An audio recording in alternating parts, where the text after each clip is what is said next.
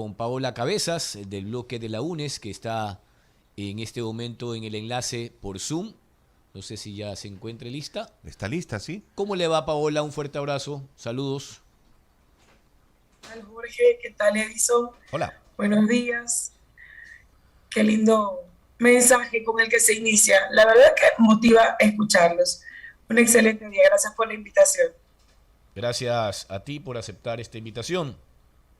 Hay gente que ha asegurado, sobre todo en algunos medios de comunicación, hablo de opiniones de algunos sectores, que se quedaron con la fiesta hecha en la UNES porque no lograron los 92 votos para la destitución del presidente Guillermo Lasso. Pero más allá de la fiesta o no, yo creo que esto tiene que ver con un tema estrictamente institucional y democrático. La iniciativa que ustedes plantearon no logró la mayoría calificada y hoy pues hay una nueva etapa en el gobierno, están cruzando una oxigenación.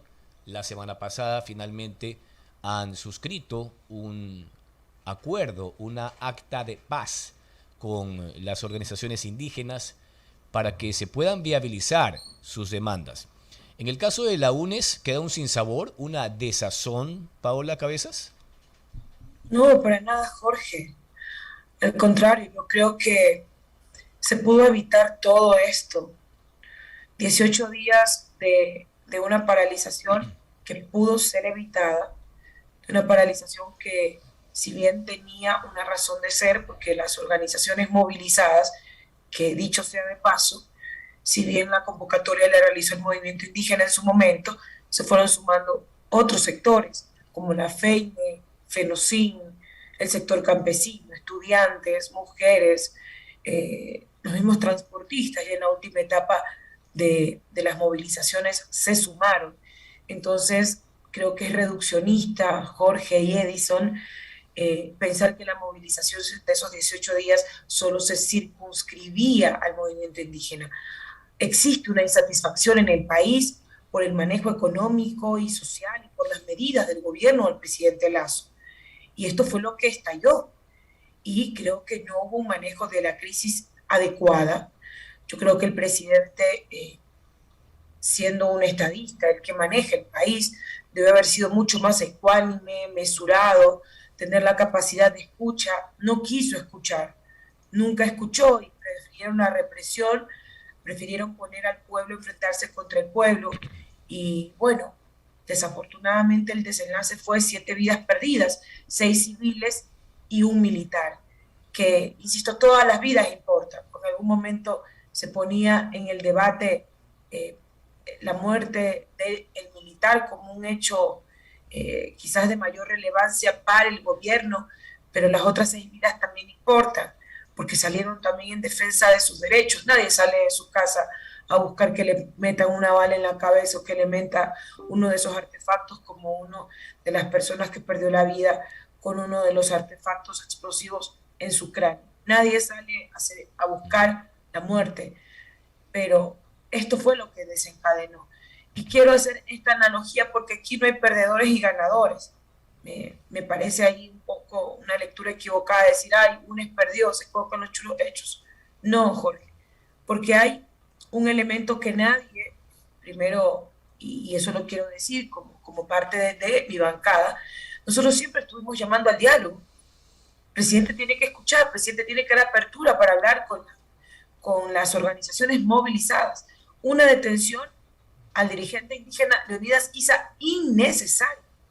Y usted, Edison y Jorge, deben reconocer que a partir de la detención de Leonidas Issa, la movilización ya tomó otro tinte, tuvo un punto de quiebre, porque esto exacerbó los ánimos de las organizaciones, empezaron a movilizarse en mayor número a Quito, casi cerca de 40.000 personas estuvieron acá en Quito, que vinieron de varios sectores del país, se movilizaron del sur de Quito, bueno, en fin, lo que le estoy diciendo es que este hecho, que fue decisión del gobierno, del presidente Lasso, ya le hizo tomar otro tinte a la movilización y fueron 18 días en donde usted sabe cómo se desencadenó esto. Al no existir diálogo, la Asamblea tenía que tomar una decisión. Y lo digo, mi estimado Jorge y Edison, como usted lo ha dicho, constitucional. Eso no es golpe de Estado, desestabilización, un intento a, a desinstitucionalizar el orden constituido. No, nada de eso. Habían dos caminos. El 148, que es un decreto en donde el presidente disuelve a la Asamblea Nacional y adelanta las elecciones, o el 130, numeral 2, que también es el mismo mecanismo, pero que lo impulsa la Asamblea Nacional ante crisis interna y conmoción social. Fue lo que hicimos como Asamblea Nacional. Pero si usted me pregunta, yo creo que sirvió. Sirvió porque luego de que la Asamblea Nacional decide abordar ese tema dentro del Pleno, el presidente tuvo que sentarse a conversar con las organizaciones movilizadas, porque había dos salidas. O zanjaban este problema entre los inconformes y el gobierno, o la Asamblea Nacional tenía que tomar una decisión que era la destitución del presidente. Si habían los avances en materia de diálogos, se firmó el acta, bueno, creo que eso fue el resultado de lo que sucedió en la Asamblea Nacional.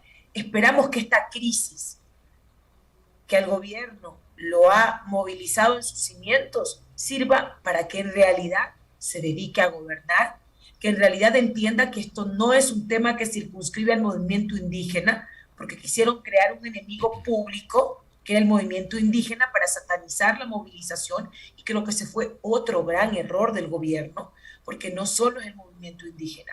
En Guayaquil hubo movilizaciones. La alcaldesa cerró los puentes para que no entren los indígenas. Pues qué pena que no se haya enterado que dentro de su ciudad tiene cerca de 200.000 indígenas que también mueven la economía de los mercados municipales. Imagínense. Entonces, eso es no tener primero una lectura clara del país que gobiernas, de los sectores que gobiernas, de los sectores movilizados que tienen necesidades, y que eso es lo que le toca al gobierno en esta etapa, que se depure, que cambie ministros, que cambie las prioridades. Yo creo que eso es lo que el pueblo ecuatoriano espera en este momento. Ahora, Paola, usted dice que quizás sirvió el proceso de destitución en contra del presidente sin que se haya logrado el objetivo para que finalmente firme un acuerdo con el sector indígena, pero estos acercamientos se iniciaron mucho antes de la votación por parte del presidente de la Asamblea, Virgilio Saquicela, pese a que luego en la votación dio su voto a favor de activar el mecanismo de destitución planteado por UNES. Entonces, No, ahí hay un pequeño desfase quizás en ese, porque recuerde que el presidente hizo un acercamiento con las organizaciones para un supuesto diálogo. Ellos se acercaron a la Asamblea Nacional, en donde habían mujeres que lideraban esa movilización, esa marcha, y los reprimieron. Esa noche parece que fue una noche muy terrible en Quito, porque hubo una represión muy importante por parte de la fuerza pública contra digamos, el grupo movilizado en esa noche en Quito. Y al día siguiente, pues tomamos la decisión como Asamblea Nacional para que justamente se pueda tratar el 130 numeral 2 en el Pleno. Bueno, ya luego de eso vinieron los acercamientos, el presidente de la Asamblea hizo su parte, de eso hablaba, pero Paola. sí, sí, Sí, sí, de eso hablaba. justamente. Entonces, a lo que quería llegar era que este proceso también ha derivado en otros asuntos. Hay dos investigaciones de la Fiscalía, una de oficio por presunta delincuencia organizada, así lo informó el Ministerio Público, en torno a las denuncias de supuestas presiones a asambleístas e incluso intimidaciones, y otro planteado por el mismo oficialismo, hablo de Creo, con el asambleísta Flores, por la supuesta o presunta manipulación del sistema de votación electrónica en el Parlamento. Esto tras lo denunciado por asambleístas de la izquierda democrática. Allí estuvieron Pilma Andrade, el asambleísta Cadena, Dalton Basigalupo e incluso uno de la misma organización política del gobierno, Guido Chiriboga, el actual presidente nacional de Creo. Entonces, ese tipo de cosas también alertan a la ciudadanía. Nadie se explica cómo, si un asambleísta votaba no, aparecía así. Y lo otro, las supuestas presiones, que iban desde que les vayan a gritar afuera de sus casas hasta mensajes amenazantes, y también se ha dicho desde el Ministerio Público, se investiga el presunto delito de cohecho, o sea, de coimas, entregar algo a cambio con tal de que voten a favor de la destitución del presidente, Paola. Bueno, yo creo que tiene que investigarse lo que consideren correspondiente. Igual es un hecho tirado de los cabellos, porque a la larga quien siempre se ha dedicado a comprar conciencias en la Asamblea Nacional siempre ha sido el gobierno.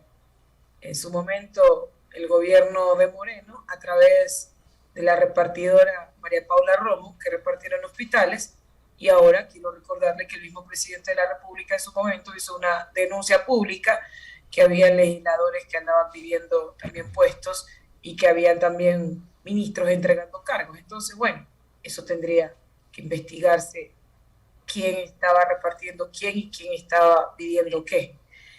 Que se investigue, que a mí me parece eso tirado de los cabellos en una circunstancia como esta.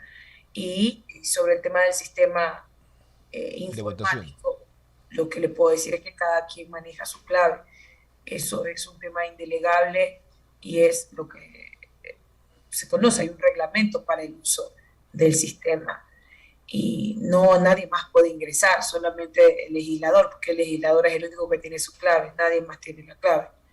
Pero en fin, que se investigue lo que se tenga que investigar, si eso, a decir del oficialismo, pudo generar algún tipo de cambio dentro de la votación. Yo creo que más bien, Jorge, en vez de andar buscando chivos expiatorios, el gobierno debería empezarse a replantear cómo reconfigura o cómo genera un acercamiento con el legislativo, porque ahora creo que está más divorciado del legislativo que antes. Así no se haya logrado el objetivo de la destitución, Jorge. Son 81 voluntades que querían que el presidente dé un paso al costado. Y esto no pasa solamente por desestabilizar, que es la palabra preferida del oficialismo. Pasa porque ha existido una nula capacidad de acercamiento con el legislativo. El presidente de la Asamblea, en un intento de mediar este problema, en un intento de buscar cómo se genera un acercamiento entre el Ejecutivo y el Legislativo, y en este caso mediando una circunstancia tan difícil para el país, ellos siempre en una posición beligerante no quieren acercamientos con el Legislativo, y eso les va a tocar, porque parte no solamente de hacer recambios institucionales, cambios de ministros, cambiar su política social, en fin, no sabemos cuál es el rumbo que tomará el gobierno luego de esta crisis que se ha cobrado vidas, pues también deberían tener alguna estrategia porque no hay quien dialogue con la Asamblea.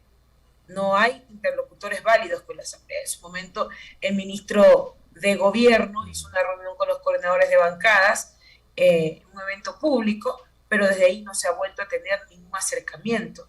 Entonces yo más bien me preocuparía por eso, Jorge, más de andar persiguiendo a la Asamblea Nacional, deberían preocuparse cómo en realidad generan un acercamiento real con el legislativo, porque aunque el presidente no quiera, ha dicho que no quiere gobernar o que él gobernará a espaldas del legislativo, somos una función del Estado muy importante que también genera equilibrio o desequilibrio, si así se lo puede mirar, y revisar cómo se puede retomar o por fin, diría yo, inaugurar un diálogo real con el legislativo.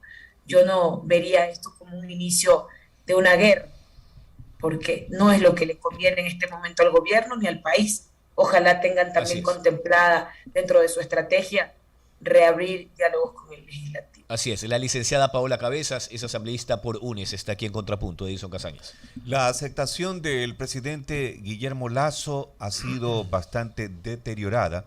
Empezó, entiendo, por el 70% y lamentablemente en el transcurso de los meses malas decisiones han venido prácticamente a caer en picada. Pero también la Asamblea Nacional no ha hecho esos méritos necesarios como para poder obviamente ser de los favoritos de las funciones del Estado. Sin embargo, el presidente de la República, en esta conmoción social que vivimos durante 18 días antes, también el presidente estaba prácticamente a 2 pasos del abismo. Ustedes no le tendieron la mano, quisieron empujarlo. Mira, el presidente de la República no necesita desestabilizadores. Desde el inicio de su gobierno, él ha hecho todos los méritos para dispararse en el pie. Su entorno es muy mediocre, y disculpe que utilice este término, porque es la única manera de describir a un secretario jurídico que le hace firmar un decreto borrador al presidente, luego dice, no, no ha sido el decreto, es solamente borrador, es una pruebita. Y después derogan el decreto, después meten otro decreto. Mire, yo creo que el presidente de la República, él tiene, y ojalá que dentro de esta purga que van a hacer dentro de su gobierno también empiecen a bajarse cabezas como este señor, por ejemplo. El secretario jurídico ha sido quizás uno de los más nefastos funcionarios que, al menos en la crisis durante los 18 días, ha sido uno de los elementos más nefastos para el relacionamiento del presidente de la República con los sectores que estaban afectados. Imagínense un documento tan importante como un decreto, decir que no es el original, que es borrador. Entonces, no se trata de pegar un empujoncito, porque la Asamblea Nacional, si bien nosotros somos oposición, y lo hemos dicho claramente, nosotros no nos hemos disfrazado, y cuando el presidente inició su gestión, siempre dijimos claramente, somos una oposición porque evidentemente tenemos una visión del país y de su construcción completamente distinta, pero esto no significa que no vayamos a apoyar las iniciativas legislativas que le hagan bien al país desde la Asamblea Nacional, y siempre ha sido así. Fui coordinadora durante los 10 primeros meses que iniciamos el proceso legislativo, y le puedo decir con conocimiento de causa que si algo no tuvo el gobierno fue capacidad o iniciativa para poder tender puentes con la Asamblea Nacional. Es más, recordarle, Jorge y Edison, que fue el presidente que siempre estuvo amenazando con la muerte cruzada. Fue el presidente que siempre dijo, me siguen molestando, firmo el decreto y los mando a su casa.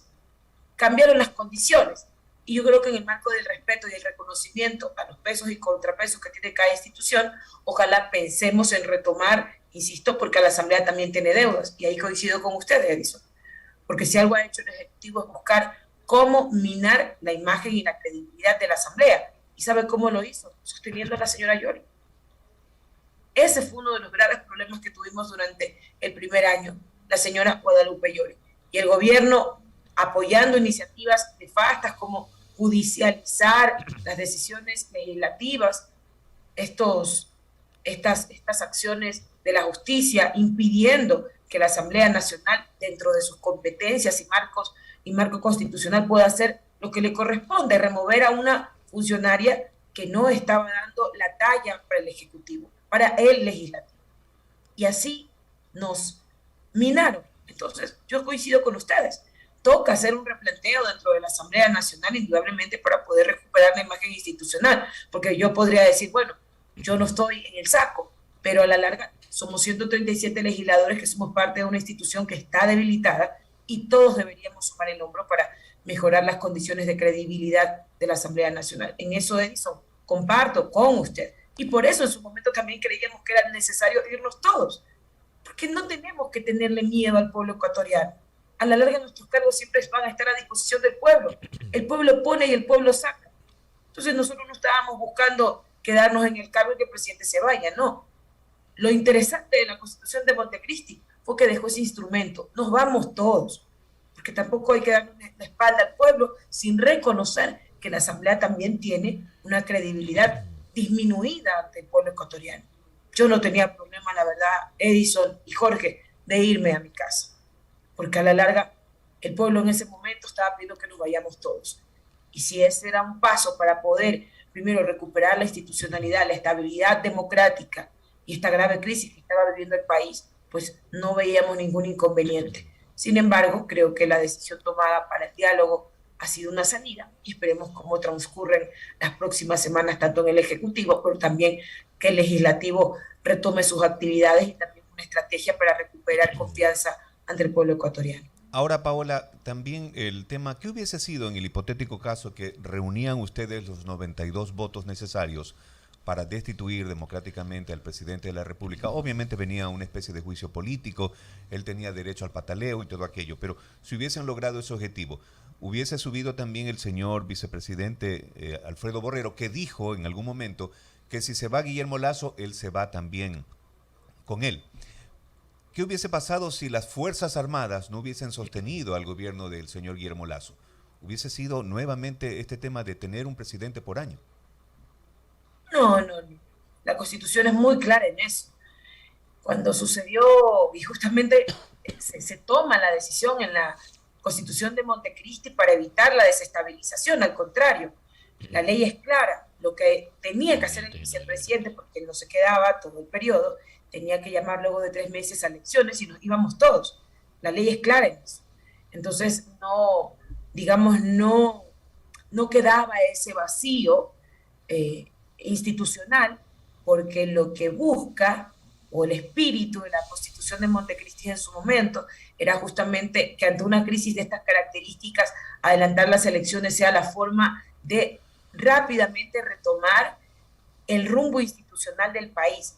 Y yo creo que la única manera en ese momento, sin que esto sea siempre, dicen, el que pierde y que gane, no, aquí no había ni ganadores ni perdedores, todos nos vamos a la casa, el pueblo ecuatoriano vuelve a decidir sus gobernantes, tanto en el legislativo como en el ejecutivo.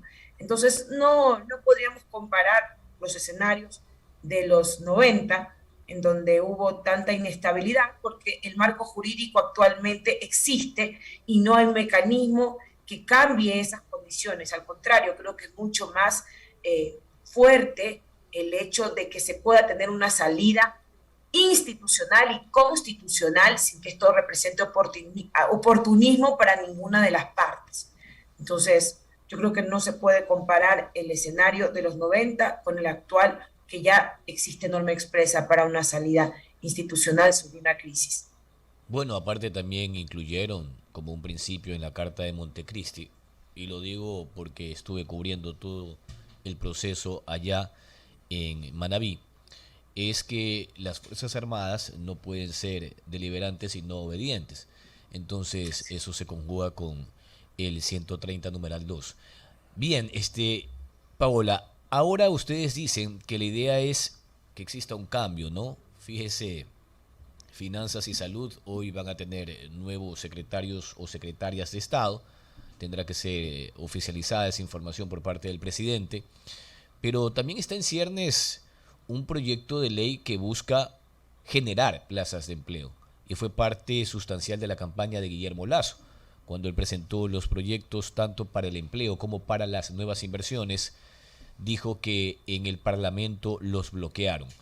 De aquí en adelante, si es que se presentan propuestas que generen consensos, finalmente el Ecuador va a poder contar con una ley que garantice no solamente la generación de nuevas plazas de trabajo, sino también que se garanticen los derechos de los trabajadores. ¿Creen que finalmente podría haber apertura? Porque al final de la noche, con ustedes hay que contar, pues en este Parlamento, son el bloque mayoritario.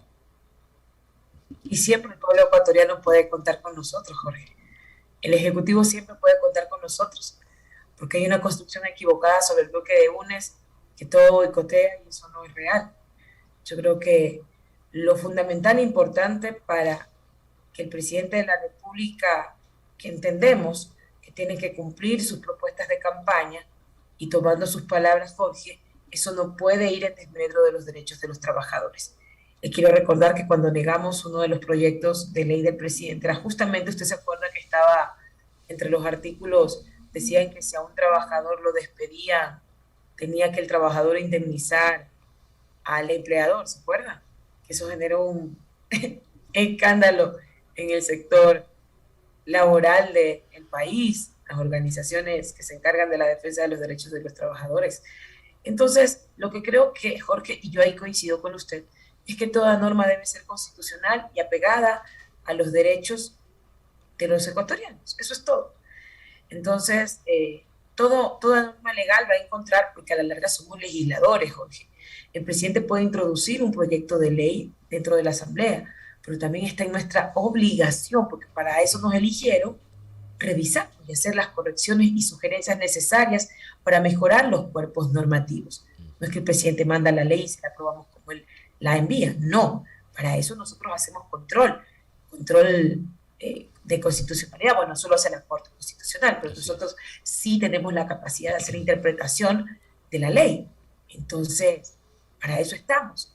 En ese sentido, siempre van a contar con nosotros, siempre y cuando, Jorge, y eso no es boicotear, siempre y cuando todos los proyectos que se envíen vayan en beneficio del pueblo ecuatoriano, sin vulnerar derechos, sin privatizar. Nosotros también hemos sido claros, por eso justamente desde nuestra bancada, para buscar una salida, presentamos un proyecto de ley para evitar la venta del Banco del Pacífico y que este más bien pase a ser uno de los activos más del BIES para justamente rentabilizar este bien en beneficio de los ecuatorianos y que no se lo venda. Creo que eso es una salida también importante ante también una petición que hace la ciudadanía para fortalecer el BIES. Esta es una salida y hemos dado una propuesta.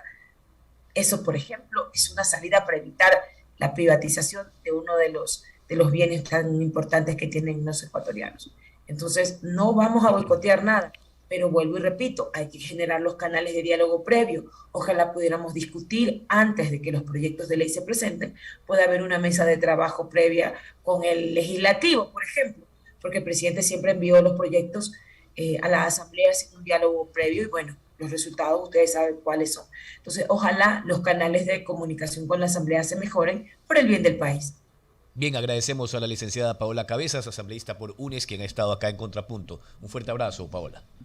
Gracias, Jorge. Igual para usted, Edison. Un abrazo enorme, lindo día. Un Igualmente. abrazo también. Gracias a Paola Ha dicho- Cabezas Castillo. Ha dicho.